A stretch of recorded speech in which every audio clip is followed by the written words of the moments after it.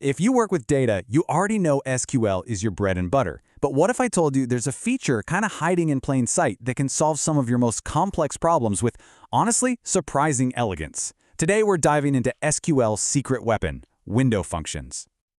Okay, let's get real for a second. Have you ever been here? You've got a sales table, you need a running total, and here's the kicker, it has to reset for each different product. You start typing, and before you know it, you're tangled up in a messy web of subqueries and self-joins. It's a classic SQL headache, and trust me, we have all been there. What you're actually trying to get is something clean, something beautiful, like this. You want to keep all your original rows, all that precious detail, but just add this one smart column that calculates a value based on the rows around it. Nailing that without squashing all your data down, that's the goal today.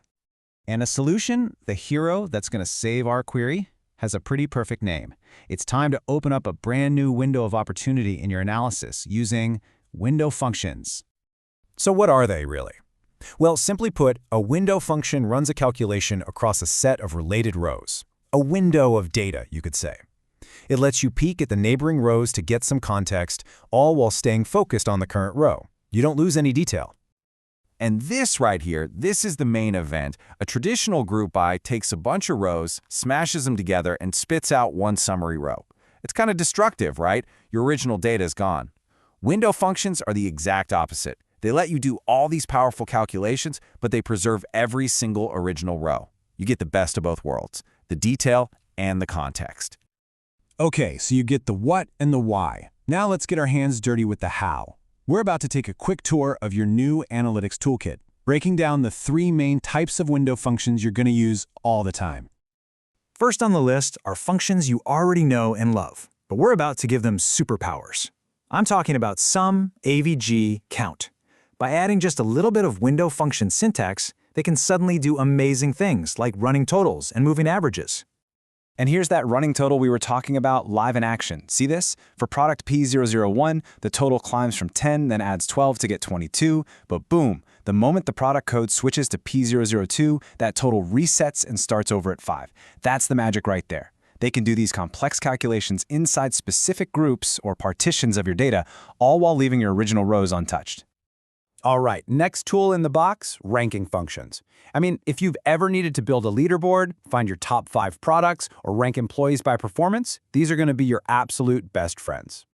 Now to really get this, look at the 2 rows where the sale price is 150. Rank gives them both the number 2, but then it skips 3 entirely and jumps to 4.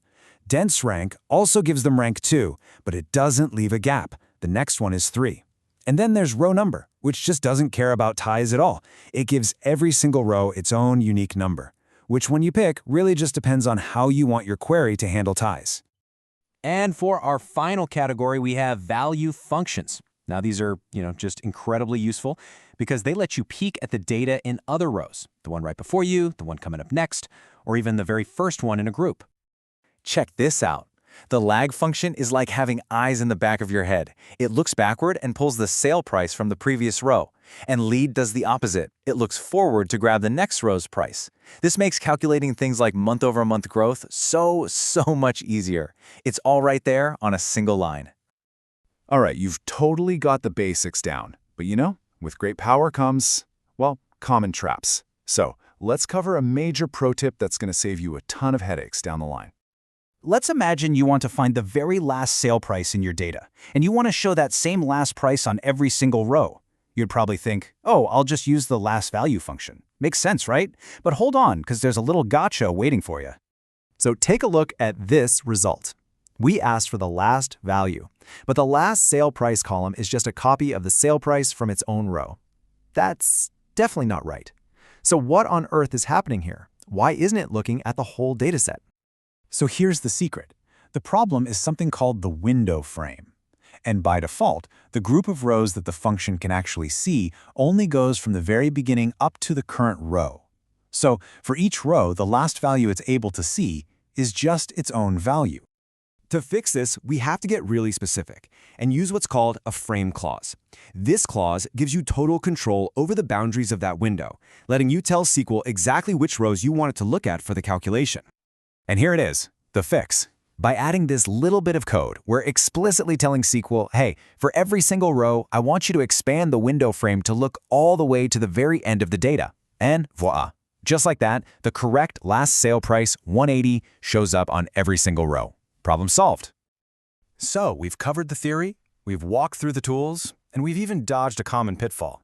But let's bring it all home and talk about why this actually matters for the work you do every day. It matters because you now have a whole new playbook for doing really sophisticated analysis. You can whip up running totals for financial reports in a snap. You can calculate moving averages to see real trends in noisy data. You can build leaderboards for pretty much anything.